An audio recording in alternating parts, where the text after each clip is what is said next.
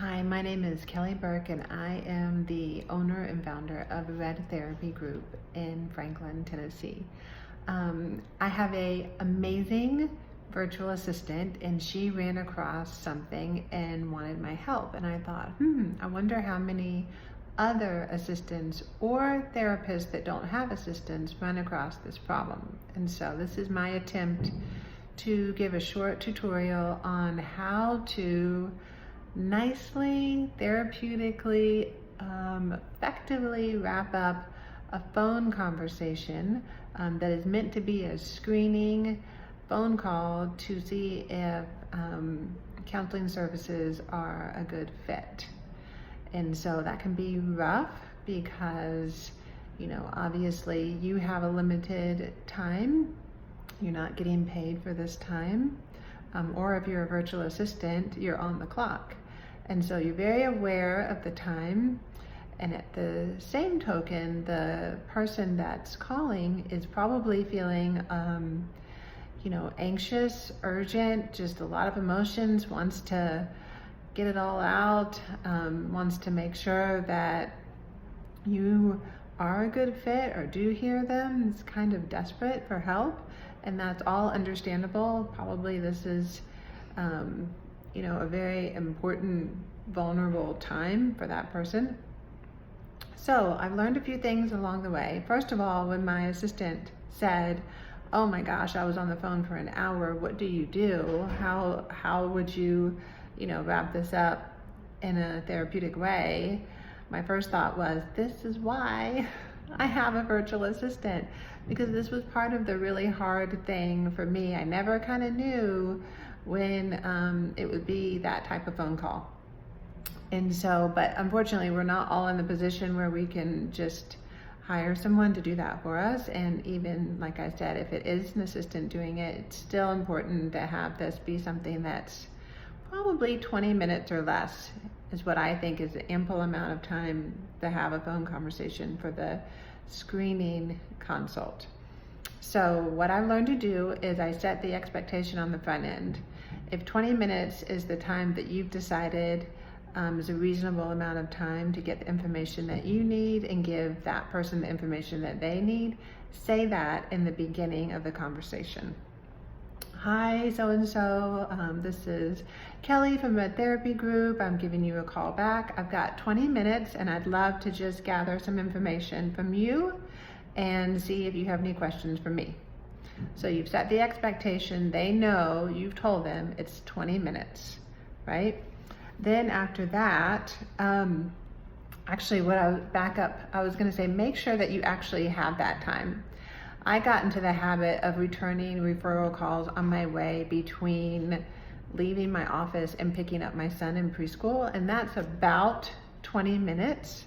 But it was, it was like, it had no wriggle room. So I would say if you're saying 20 minutes, you probably want to make sure you actually have 30 minutes. If you want to kind of go backwards from that, if you really want it to be 20 minutes, then maybe say 15 minutes.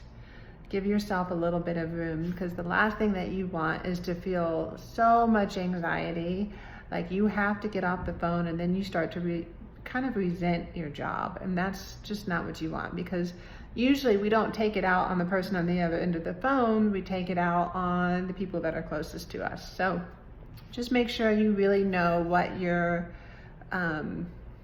window is.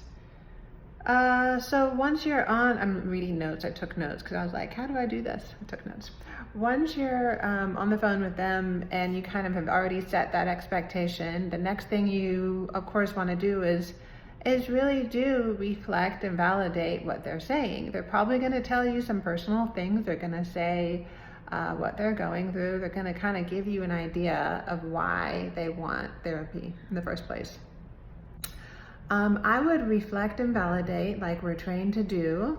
However, be careful with that. Sometimes if you're a little bit too therapeutic, that it invites more. Does that make sense?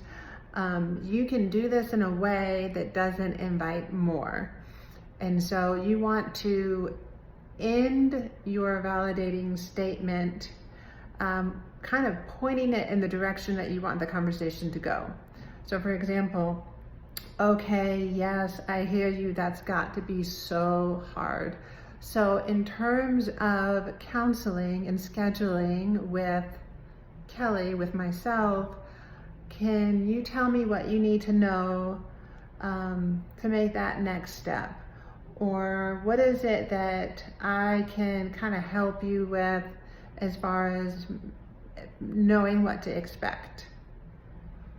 You know, you want to make sure that you're always directing the conversation really in the way that the whole point of why you're talking. It's not supposed to be therapy. It's really supposed to be just making sure that both parties have information that they need to make the next step. So it doesn't mean that you're rude or curt or that you're not listening. It just means that you're constantly bringing it back. And then worst case scenario, let's say that you're doing your best to kind of rein it in and it's just really getting to that end of your time frame. Go ahead and interrupt. It's okay to interrupt. They already know you set the expectation on the front end.